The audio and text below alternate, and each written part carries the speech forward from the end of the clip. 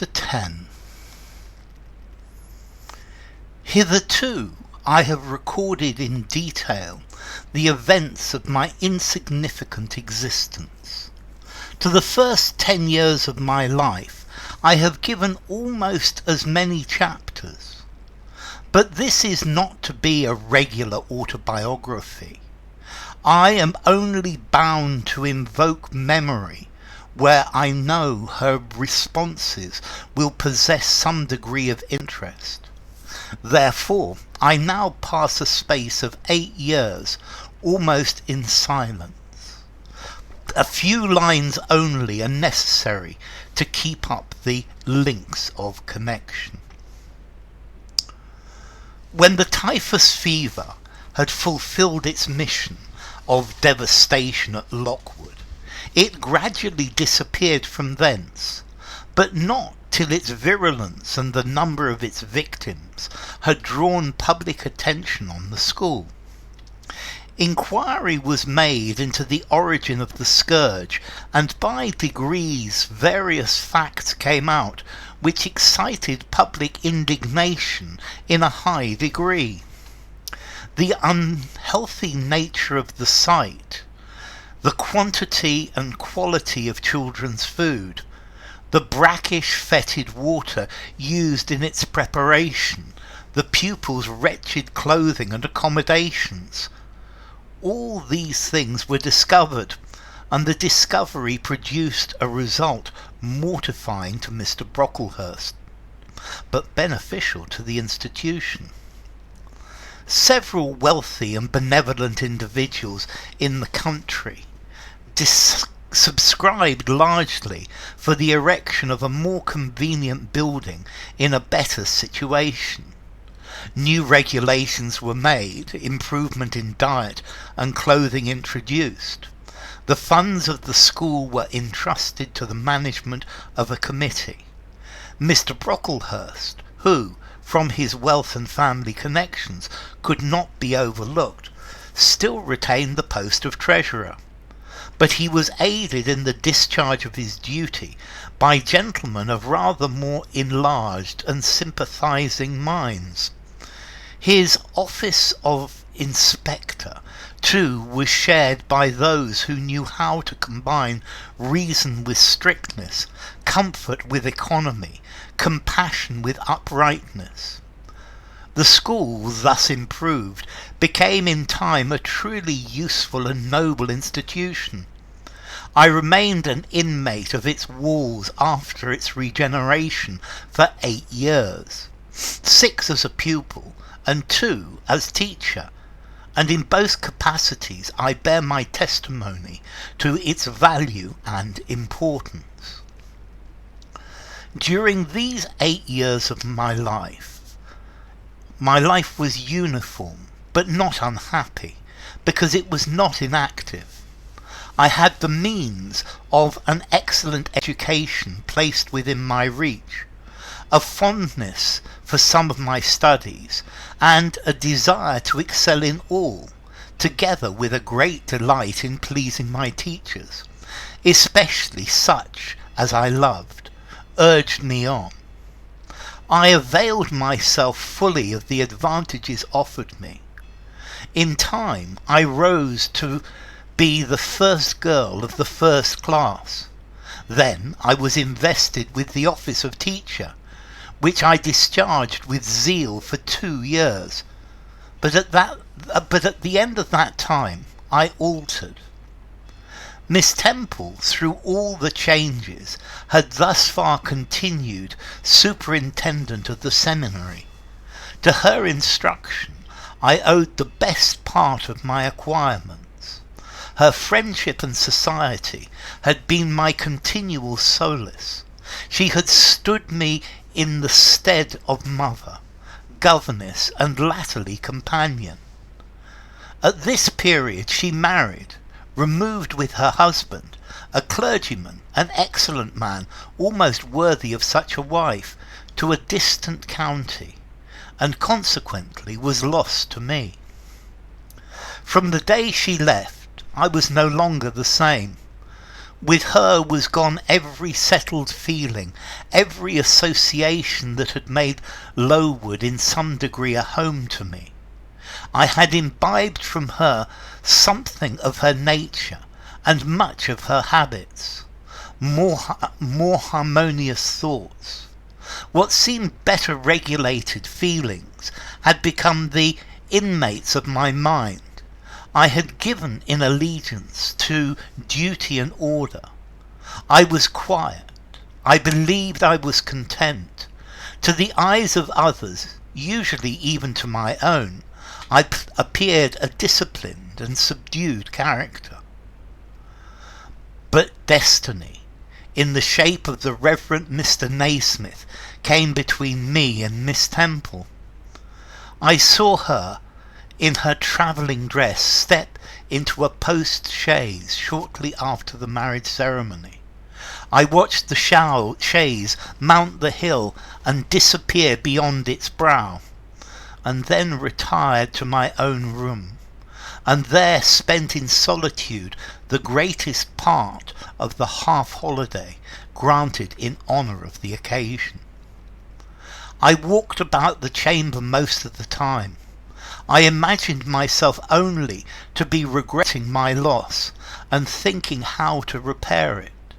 But when my reflections were concluded, and I looked up and found the afternoon was gone and evening far advanced, another discovery dawned on me, namely, that in the interval I had undergone a transforming process, that my mind had put off all it had borrowed of Miss Temple, or rather she had taken with her the serene atmosphere I had been breathing in her vicinity, and that now I was left in my natural element and beginning to feel the stirring of old emotions. It did not seem as if a prop were withdrawn, but rather as if a motive were gone. It was not the power to be tranquil which had failed me, but the reason for tranquillity was no more. My world had for some years been in Lowood. My experience had been of its rules and systems. Now I remembered that the real world was wide, and that a varied field of hopes and fears, of sensations and excitements, awaited those who had courage to go forth into its expanse, to seek real knowledge of life amidst its perils. I went to my window, opened it and looked out. There were the two wings of the building. There was the garden. There were the skirts of Lowood. There was the hilly horizon. My eye passed all other objects to rest on those most remote, the blue peaks. It was those I longed to surmount. All within their boundary of rock and health seemed prison ground, exile limits. I traced the white road winding round the base of one mountain and vanishing in a gorge between two. How I longed to follow it farther. I recalled the time when I had travelled that very road in a coach. I remembered descending that hill at twilight. An age seemed to have elapsed since the day which brought me first to Lowood, and I have never quitted it since. My vacations had all been spent at school. Mrs. Reed had never sent for me to Gateshead. Neither she nor any of her family had ever been to visit me. I had had no communication by letter or message with the outer world. School rules, school duty, school habits and notions, and voices and faces and phrases and costumes and preferences and antipathies. Such was what I knew of existence. And now I felt that it was not enough. I tired of the routine of 8 years in one afternoon. I desired liberty. For liberty I gasped. For liberty I uttered a prayer. It seemed scattered on the wind, then faintly blowing. I abandoned it and framed a humbler supplication for change, stimulus. That petition, too, seemed swept off into vague space. Then I cried, half desperate, "Grant me at least a new servitude." Here a bell ringing the hour of supper called me downstairs. I was not free to resume the interrupted chain of my reflections till bedtime. Even then, a teacher who occupied the same room with me kept me from the subject to which I longed to recur by a prolonged effusion of small talk. How I wished sleep would silence her. It seemed as if, could I but go back to the idea which had last entered my mind as I stood at the window, some inventive suggestion would rise for my relief. Miss Gryce snored at last. She was a heavy Welshwoman. Until now her habitual nasal strains had never been regarded by me in any other light than as a nuisance. Tonight I hailed the first deep notes with satisfaction. I was debarrassed of interruption. My half-effaced thought instantly revived. A new servitude. There is something in that, I soliloquized. Mentally, be it understood, I did not talk aloud. Now, there is, because it does not sound too sweet, and is not like such words as liberty, excitement, enjoyment. Delightful sounds, truly, but no more than sounds to me, and so hollow and fleeting that it is mere waste of time to listen to them. But servitude? That must be a matter of fact. Anyone may serve. I have served here 8 years. Now all I want is to serve elsewhere. Can I not get so much of my own will? Is it not the thing feasible? Yes, yes, the end is not so difficult.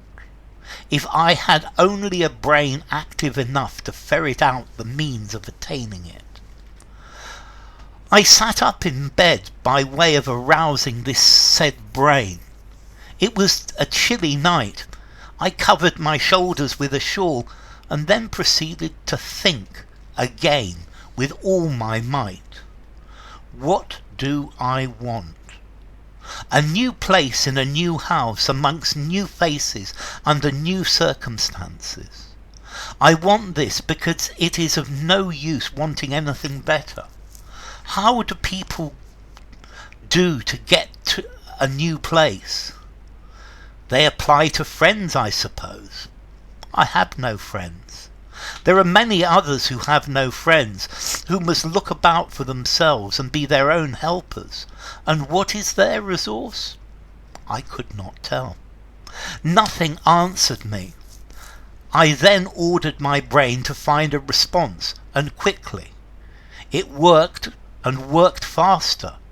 I felt the pulses throb in my head and temples, but for nearly an hour it worked in chaos, and no result came of its efforts.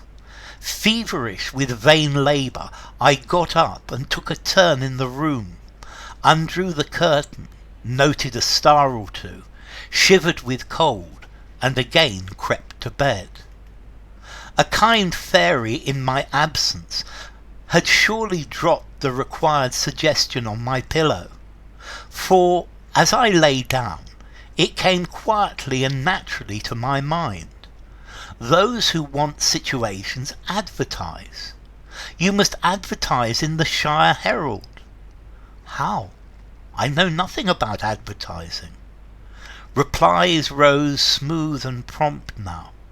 You must enclose the advertisement and the money to pay for it under a cover directed to the editor of the Herald. You must put it the first opportunity you have into the post at Lowton. Answers must be addressed to J.E. at the post office there. You can go and inquire in about a week after you send your letter, if any are come, and act accordingly. This scheme I went over thrice. It was then digested in my mind. I had it in a clear practical form. I felt satisfied and fell asleep. With early as day I was up. I had my advertisement written, enclosed and directed before the bell rang to rouse the school. It ran thus: a young lady accustomed to tuition, had I not been a teacher 2 years, is desirous of meeting with a situation in a private family where the children are under 14.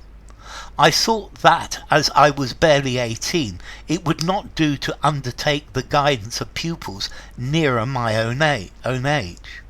She is qualified to teach the usual branches of a good English education, together with French, drawing and music. In those days, reader, this now narrow catalogue of accomplishments would have been held tolerably comprehensive. Address: J.E., Post Office, Loughton, Shire.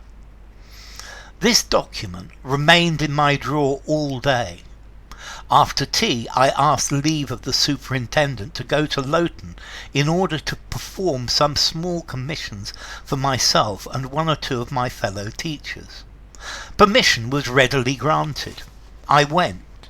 It was a walk of 2 miles and the evening was wet, but the days were still long. I visited a shop or 2, slipped the letter into the post office, and came back through heavy rains with streaming garments, but with a relieved heart. The succeeding week seemed long. It came to an end at last.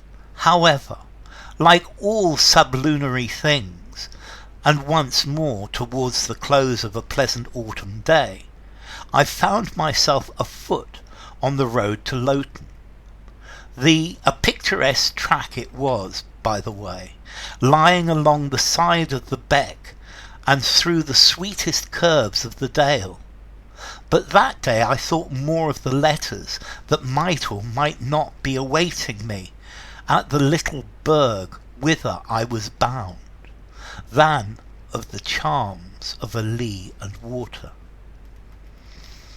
My ostensible errand on this occasion was to get measured for a pair of shoes, so I discharged that business first, and when it was done I stepped across the clean and quiet little street from the shoemaker's to the post office. It was kept by an old dame who wore horn spectacles on her nose and black mittens on her hands. "Are there any letters for J.E.?" I asked. She peered at me over her spectacles, and then she opened a drawer and fumbled among its contents for a long time. So long that my hopes began to falter. At last, having held a document before her glasses for nearly 5 minutes, she presented it across the counter, accompanying the act by another inquisitive and mistrustful glance. It was for J.E. "Is there only one?" I demanded. "There are no more," she said, and I put it in my pocket and turned my face homeward. I could not open it then. Rules obliged me to be back by 8, and it was already 7:30. Various duties awaited me on my arrival. I had to sit with the girls during their hour of study. Then it was my turn to read prayers, to see them to bed. Afterwards I supped with the other teachers. Eventually, when we finally retired for the night, the inevitable Miss Gryce was still my companion. We had only a short end of candle in our candlestick. I dreaded lest she should talk till it was all burnt out. Fortunately, however, the heavy supper she had eaten produced a soporific effect.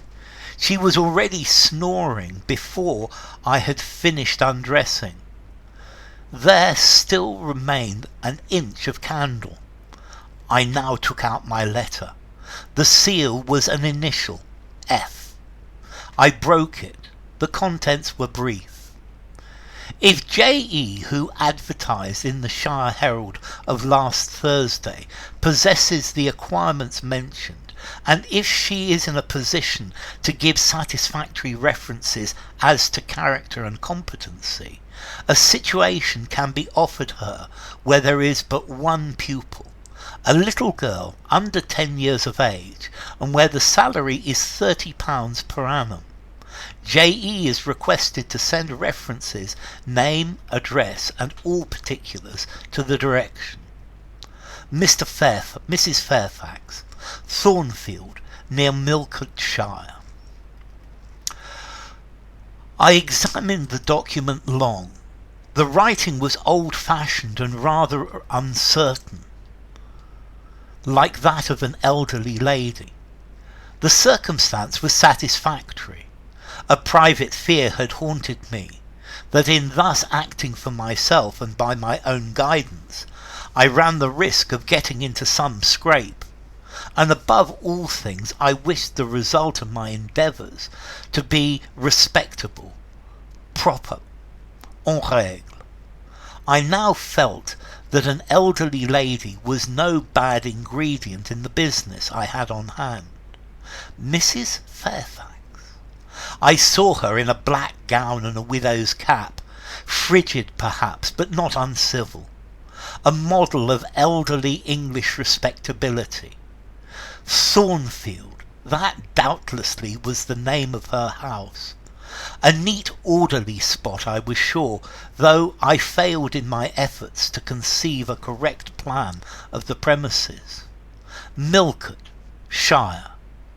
I brushed up my recollection of the map of England. Yes, I saw it, both the Shire and the town.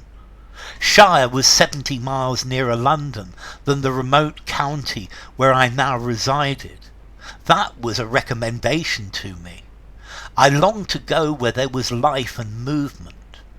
Milford was a large manufacturing town on the banks of the Eyre. A busy place enough, doubtless. So much the better, it should be a complete change at least. Not that my fancy was much captivated by the idea of long chimneys and clouds of smoke, but I argued, Thornfield will probably be a good way from the town. Here the socket of the candle dropped, and the wick went out. Next day, new steps were to be taken. My plans could no longer be confined to my own breast. I must impart them in short order to achieve their success. Having sought and obtained an audience of the superintendent during the noontide recreation, I told her I had a prospect of getting a new situation where the salary would be double what I received now. For at Lowood I only got £15 per annum, and requested she would break the matter for me to Mr. Brocklehurst, or some of the committee, and ascertain whether they would permit me to mention them as references. She obligingly consented to act as mediatrix in the matter. The next day she laid the affair before Mr. Brocklehurst, who said that Mrs. Reed must be written to, as she was my natural guardian. A note was accordingly addressed to that lady, who returned for answer that I might do as I pleased. She had long relinquished all interference in my affairs.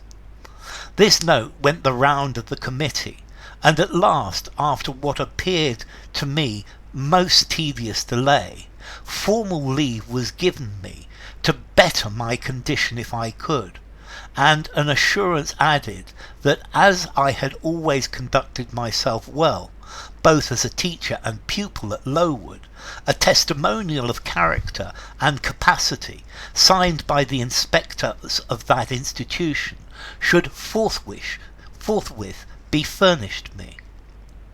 The testimonial I accordingly received in about a month, forwarded a copy of it to Mrs. Fairfax, and got that lady's reply stating that she was satisfied, and fixing that day fortnight as the period for my assuming the post for governess in her house.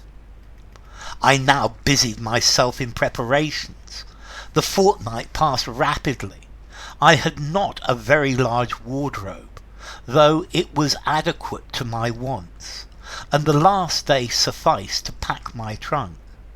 The same I had brought with me 8 years ago from Gateshead. The box was corded, the card nailed on. In half an hour the carrier was to call for it, to take it to Lowton, whether I myself was to repair at an early hour the next morning to meet the coach.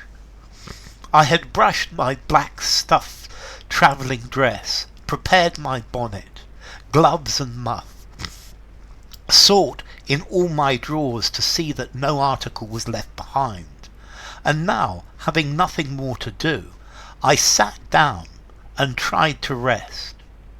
I could not, though I had been on foot all day. I could not now repose an instant. I was much too excited. A phase of my life was closing tonight, a new one opening tomorrow. Impossible to slumber in the interval. I must watch feverishly while the change was being accomplished. "Miss," said a servant who met me in the lobby where I was wandering like a troubled spirit, "a person below wishes to see you." The carrier, no doubt, I thought, and ran downstairs without inquiry. I was passing the back parlour or teacher's sitting room, the door of which was half open to go to the kitchens, when someone ran out. "It's her, I'm sure. I could have told her anywhere," cried the individual who stopped my progress and took my hand. I saw a woman, attired like a well-dressed servant, matronly yet still young, very good-looking, her black hair and eyes and lively complexion. "Well, who is it?" she asked in a voice with a smile I half recognised. "You've not quite forgotten me, I think, Miss Jane?" In another second I was embracing and kissing her rapturously. "Bessie, Bessie, Bessie!"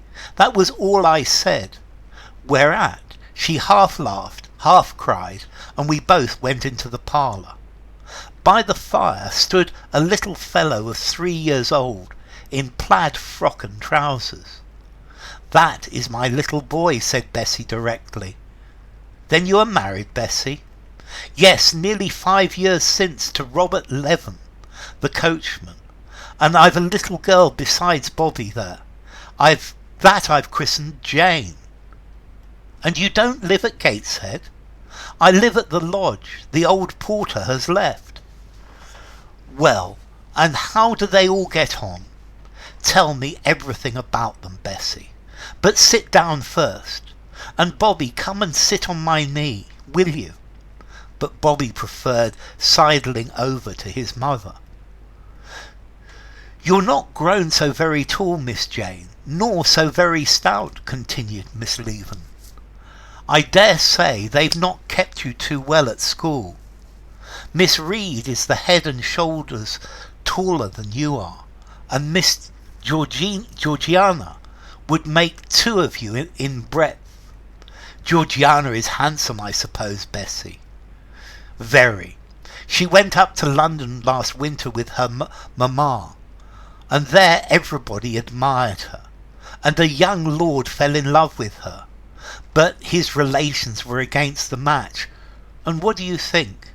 He and Miss Georgiana made it up to run away, but they were found out and stopped. It was Miss Reed that found them out. I believe she was envious, and now she and her sister lead a cat and dog life together. They're always quarrelling." "Well, and what of John Reed?" "Oh, he's not doing so well as his mamma could wish. He went to college, and he got plucked, I think they call it, and then his uncles wanted him to be a barrister and study law. But he's such a dissipated young man that they will never make much of him, I think. What does he look like? He's very tall. Some people call him a fine-looking young man, but he has such thick lips. And Mrs. Reed? Mrs. looks stout and well enough in her face, but I think she's not quite easy in her mind. Mr. John's conduct does not please her. He spends a deal of money. Did she send you here, Bessie? No, indeed, but I have long wanted to see you, and when I heard that there had been a letter from you, and that you were going to another part of the country, I thought I'd just set off and get a look at you before you were quite out of my reach. I'm afraid you were disappointed in me, Bessie. I said this laughing. I perceived that Bessie's glance, though it expressed regard, did in no shape denote admiration. No, Miss Jane, not exactly. You are genteel enough, you look like a lady, and it is as much as ever I expected of you. You were no beauty as a child. I smiled at Bessie's frank answer. I felt that it was correct, but I confess I was not quite indifferent to its import. At 18, most people wish to please, and the conviction that they have not an exterior likely to second that desire brings anything but gratification. I dare say you are clever, though, continued Bessie by way of solace. What can you do? Can you play the piano? A little. There was one in the room. Bessie went and opened it, and then asked me to sit down and give her a tune. I played a waltz or two, and she was charmed. The Miss Reeds could not play as well, she said exultingly. I always said you would surpass them in learning. And can you draw? That is one of my paintings over the chimney-piece. It was a landscape in watercolours, of which I had made a present to the superintendent, in acknowledgment of her obliging mediation with the committee on my behalf, and which she had framed and glazed. Well, that is beautiful, Miss Jane. It's as fine a picture as any Miss Reed's drawing master could paint, let alone the young ladies themselves. And who could not come near it? And have you learnt French? Yes, Bessie, I can both read and speak it. And can you work on muslin and canvas? I can. Oh, you are quite a lady, Miss Jane. I knew you would be. You will get on whether your relations notice you or not. There was something I wanted to ask you. Have you ever heard anything from your father's kinsfolk, the Eyres? Never in my life. Well, you know Mrs. always said they were poor and quite despicable, and they may be poor, but I believe they are as much gentry as the Reeds are. For one day, nearly 7 years ago, a Mr. Eyre came to Gateshead and wanted to see you. Mrs. said you were in school 50 miles off. He seemed so much disappointed, for he could not stay. He was going on a voyage to a foreign country, and the ship was to sail from London in a day or two. He looked quite a gentleman, and I believe he was your father's brother. What foreign country was he going to, Bessie? An island thousands of miles off, where they make wine, the butler did tell me. Madeira, I suggested. Yes, that's it, that is the very word. So he went. Yes. You did not stay many minutes in the house. Mrs. was very high with him. She called him afterwards a sneaking tradesman. My Robert believes he was a wine merchant. Very likely, I returned, or perhaps a clerk or agent to a wine merchant. Bessie and I conversed about old times an hour longer, and then she was obliged to leave me. I saw her again for a few minutes the next morning at Lowton while I was waiting for the coach. We parted finally at the door of the Brocklehurst Arms. There. Each went her separate way. She set off for the brow of Lowood Fell to meet the conveyance which was to take her back to Gateshead. I mounted the vehicle which was to bear me to new duties and a new life in the unknown environs of Millcote.